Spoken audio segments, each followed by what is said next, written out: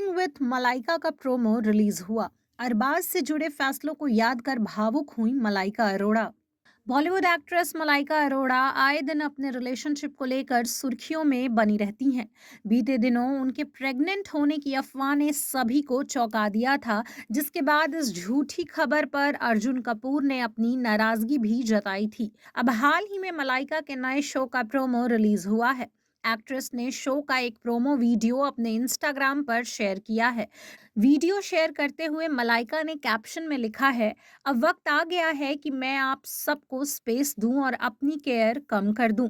इस teaser video में मलाइका के साथ ही उनकी बेस्ट फ्रेंड करीना कपूर खान और फिल्म निर्माता फराह खान भी दिखाई दे रही हैं। मलाइका फराह से अपनी लाइफ के फैसलों के बारे में बात करते हुए थोड़ी इमोशनल भी दिखी। आपको बता दें कि मलाइका अरोड़ा के इस नए शो का नाम मूविंग विथ मलाइका है और ये शो डिज्नी हॉटस्टार पर 5 दिसंबर से शुरू हो रहा है।